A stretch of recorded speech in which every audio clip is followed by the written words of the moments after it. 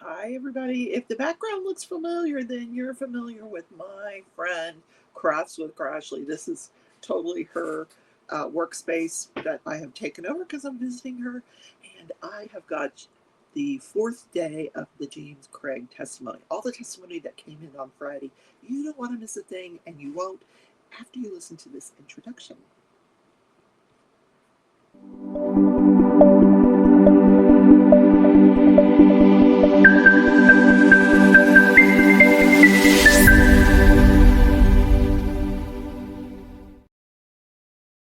Hi, everybody. Welcome back to the channel.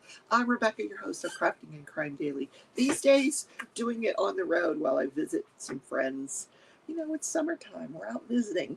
So let's talk about James Craig. But before I do, could you hit that thumbs up button and consider subscribing? I would really love to have you on the channel as a subscriber. So Angela Emerine was one of the final witnesses on the stand last week on Friday morning. She had been a dental assistant in the office of James Craig for about 6 months, but during the relevant time period back in 2023, she now lives in South Carolina and is doing something else. But there was a series of text messages. Today is all about the text messages. So you're gonna be hearing a lot of text messages this morning. So he and her were talking about this package that he is expecting, a priority package, and could she make sure that the front door stays open? And he kept telling her it'd be either a small package or a padded envelope. Then there were a bunch of other texts about some class that he was going to be teaching, and then he pops in with any mail for me, and she just keeps going. She's like, "How's your wife? How's your wife doing?" And so she was redirecting that conversation. Then he was asking her if maybe another employee might know something about the package, and she tells him, "Listen, nothing has arrived yet." And he's like, "I'm guessing it'll be regular mail." Yeah, can you get somebody to unlock the office door? Now, I don't know if this is a different conversation or the same conversation about this office door. Oh, it's a different one. Okay, it's a different one because this is a group chat. I'm trying to follow the bouncing ball here. Group chat that he sends. Now, unfortunately, the source that I'm getting this information from has not dated this information, so I don't know when they were having this conversation in, this text conversation between James Craig and the dental assistant. I don't know when that was. I'm assuming sometime in March. So on this other day in March, James Craig does a group chat, and he says, "Can anyone come unlock the office?" And she says to him, "You can come by my house and grab the key. It's a weekend. Nobody's coming into the office." And she didn't live far from the office, so he says, "I can come by and grab it in a little while, but if anybody else can come unlock the office in the meantime, just let me know. And then leave the back door unlocked for him." Okay. So she basically had no idea what the contents of this package were. That was the length of her testimony. She no idea what she was texting about back and forth. Got me some iced tea here. It's not coffee, but it'll work. So now we are into the next witness. She is a police officer with the Major Crimes Unit. She spends the rest of the day on the stand. Well, not the rest of the day, because we have one more witness that you got to stay tuned. You just can't jump off today because Ryan Redfern, his good friend, will be on the stand after this police officer. So she is the one that was tasked with looking through all of this information that came off of all of the cell phones, the computers, all of this stuff like that. So she was tasked with uncovering James's web, and she talked about the Google records for James, and it showed that he had jimandwaffles@gmail.com. But he started a new Amazon account on February 27th of 2023. The next day, he places an order. Okay, we got to back up here because we don't know who did this. You know, we can't put the person behind the computer. All we can say is that this is his account. Someone on this Amazon account ordered arsenic and arsenic metal the next day. That's February 28th. Now, if you'll think back to last week's testimony, there was the deepfake video that he wanted his daughter to make, and he wanted to make sure that that video was dated the 27th, the day before this arsenic comes in. So this police officer also had the task of unraveling this computer that was in exam room 9 that the employee saw him in. And the Google browser was there. She went through the Google browser, and one of the searches was how many grams of pure arsenic will kill a human. Yeah, there were some other searches. Let me read those for you. Is there such thing as an undetectable poison? Except he wrote I, and not is. How to make poison from oleander. Is arsenic detectable? How many grams of pure arsenic will kill a human? How to make murder look like a heart attack. A dose of tetrahydrozoline is fatal. How long does it take to die from arsenic poisoning? Visine and tetrahydrozoline poisoning timeline. These are all searches that were done February 27th through March 6th on 27th, 28th, March 1st, and March 6th.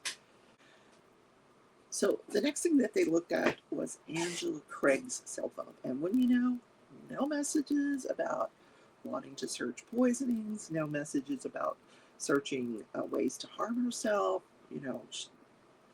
ways to take her own life, no messages regarding depression. None of this was found on Angela Craig's computer. And before March 6th, this officer's testimony is all those messages were very, very benign until after March 6th, when Angela is trying to figure out what is wrong with her. She's looking up way too much vitamin B, pre-workout supplement made me dizzy and eyes are blurry an hour later, side effects of high blood pressure, dizziness, slow focus, tired, head pressure, hearing distortion, dizziness, trouble focusing, hearing distortion, mini seizures, cold lips, shaking, body shapes, lips so cold. Can the flu cause vertigo? Urgent care, nutrition label for carnation high protein, Parker Adventist Hospital, signs of high blood sugar symptoms on skin, free app for blood pressure and heart rate. Is there an app for monitoring vital signs I can share with a loved one? This is all the stuff she's desperately searching. March 6th, March 7th, March 8th.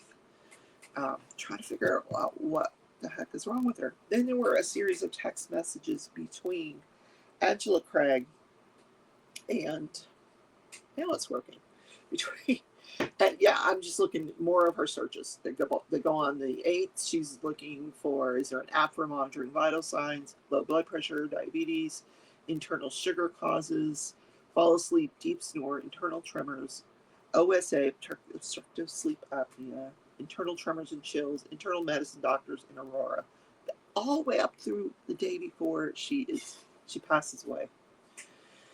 So the last search that she had on her phone was March 15th, 2023. Within a very short period of time after that, she was declared brain dead. But there's a whole series of texts between her and James Craig, where she has him in her phone as the boy. He's got her in his phone as mom. That speaks volumes right there. Back on December of 2022, you can see in the text that they're having some issues. Don't come home. I don't want you here. This is what she's saying to him. She continues by saying, I was there, I was finally in that place where I could feel that maybe all of this was worth it. Then last night was bad, and I told you it was bad, and you were just going to go on your day with her. You know why you did this. You can't fix this. There's nothing left for you to break. Well, we'll do what we need to do to get through Christmas with the kids. So they're having issues, and it's clearly due to another woman. He says to her, you had month worth of chances to save your marriage, and what you wanted with her was more important to you than us. Oh, this is her talking to him. What you wanted with her more important than us. He hasn't even met the current paramour, Karen Kane. This is somebody else we're talking about entirely. Then she says, I hope she was worth it. He says she was not worth it, and that he was using the woman to build up his ego. Maybe her validation and admiration can fill the void your family left behind. Yeah. So then the following day, Angela Craig tests James Craig. She texts him again. There's just so much of that going on in my head. It all ends with the realization that you could have emails, phones, Venmo accounts, and a whole life I know nothing about. And there wouldn't be anything that I could do about it. He responds to her, I'm not having an affair. Well, you're not? Wait a minute. Seems like you are. Hold on. Let me get the page back. Okay. I'm not having an affair. I do not have secret bank account or Venmo accounts. I'm sorry that I suggested that we get a divorce. I don't think we would be better off divorced. And I'm just trying to bide my time. In fact, he says, and I'm not just trying to bide my time. In fact, I hope things just keep getting better and better after Christmas. I really do want you, and I want us. And then he texts her later on, I love being married to you. Well, clearly she was not better off. She would have been better off without him, clearly. Okay. Then we get into January. Oh, my computer is really doing something crazy here. What in the world? Whoa. Oh, I see what's going on here. Okay. All right. This is January 4th of 2023. James sends to Mom, Angela Craig, I don't know how to respond to you moving out of your room. The text began. It continued to say, I wish I didn't make choices and tell lies that were so dumb. I did this to myself, and I did much worse than that to you. I don't know why or how on earth you would ever trust me again, and that scares me. I hate that I lit our marriage on fire again and again. I don't want it to end. I'm also scared to death because if the tables were turned, I don't know that I could ever trust you again. So on January 9th, he's texting Angela, I want you to know that I'm absolutely committed to this relationship. On January 17th, he says, I love you. You're perfect for me, and you're so patient. I hope I can get better for you. Then similar text again on February 27th. Here we go with the 27th again. I just love you so much. Thanks for being my wife. But I'm ordering poison for you. Oh, God. On the next day, March, a text from James Craig's phone to Angela Craig's phone. I feel like I'm trying to get better every day, and every step forward comes with 2 steps back. That would be when you ordered the poison. Then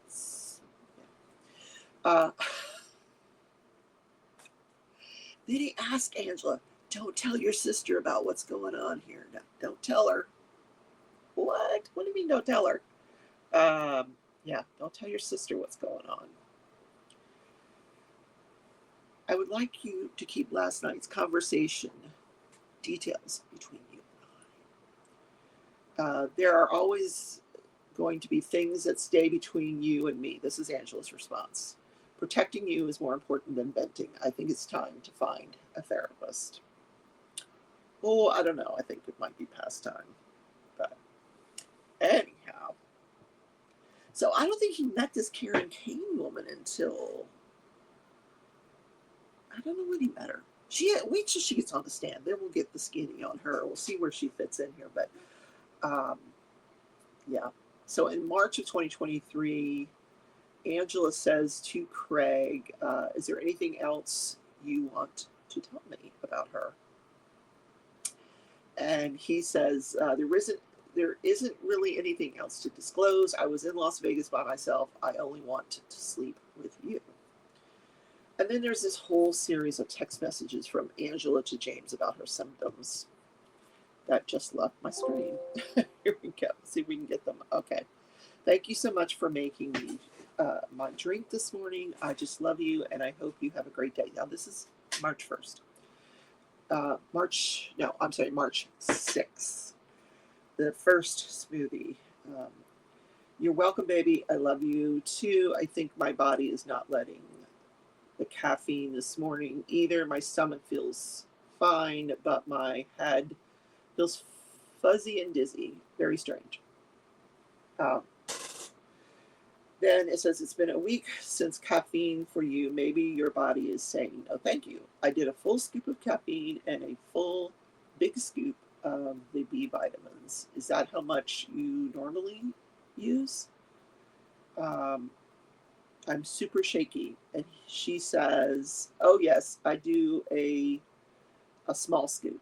And this goes on and on, where they're going back and forth. Maybe you should lie down. Maybe, you have a bed, go lie down. So she's obviously not feeling well after this first shake. Then it goes on, more symptoms. Okay. Then on March 8th, James sends a text to Angela's phone. I'll need to ask you what you're hungry for and bring it to you. I'm kind of feeling a smoothie. Now, she had that one on the 6th that took her to the hospital where they couldn't find anything wrong with her. Now she's getting ready to have one that takes her to the hospital on the 9th. On March 11th, another text from him to her. When they discharge you, I would really like to see if you would consider leaving your IV in. If we end up having to go back to the hospital, it would be nice not to have to start another line. So when she goes in on the 9th, now he's expecting her to come home with the IV. This is why we don't send people home with IVs. So you can't get poisoned. Oh my God. I can't believe he's suggesting that. And then there's a text exchange about this clindamycin. Remember I said last week there was a bottle of clindamycin taken. They took a photograph of a bottle of clindamycin from the Craig home that had his name as the prescriber. And she sent him a text saying, thank you for taking care of me. Now, clearly they did not send her home with the IV because that would just, no. In fact, when people would leave the hospital with an IV, I would have to get the police to go to the house and get the IV for me. Yeah. So I'm waiting for the prosecution to argue that he replaced those clindamycin capsules put cyanide into those capsules. He took the clindamycin out and put the cyanide into those capsules. We'll have to wait to see if that testimony is kind of forthcoming. So then there were emails that James Craig sent to a company for a product called Oleander. He actually placed an order for the product and then said, where's my tracking number? And they're like, there is no tracking number. He's like, you promised me overnight delivery. They're like, no, you didn't. What do you want this for? So I don't know if he ever got the Oleander because of the difficulty with that.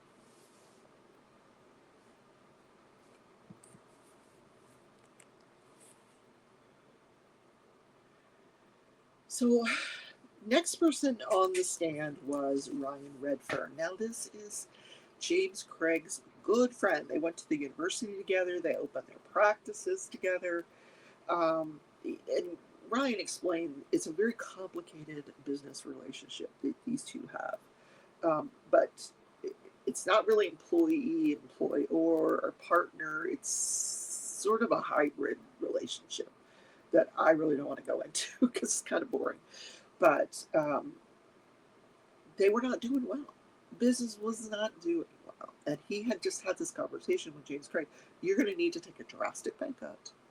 And you're going to have to stop taking all this vacation. You're having less vacation and a drastic pay cut. And they said that, he took the news to that very well. James Craig did. He was okay with it. So then the conversation, the witness testimony turned to the day of March 15th when Angela's getting worse. And on the way to the hospital, Ryan's headed to the hospital. His wife is in a different car, and she said at the hospital, we've already heard her testimony last week, Michelle Redford. So on the way to the hospital, he learns from one of the dental employees about this package with potassium cyanide in it. And so he's sitting in the ICU waiting room researching potassium cyanide. He tells a nurse about the potassium cyanide. She goes and gets a forensic nurse. Like, how cool is that? They have a forensic nurse now? Like, that's what I would have done, hands down. I'll be your forensic nurse. The forensic nurse comes in, talks to him for like 25 minutes.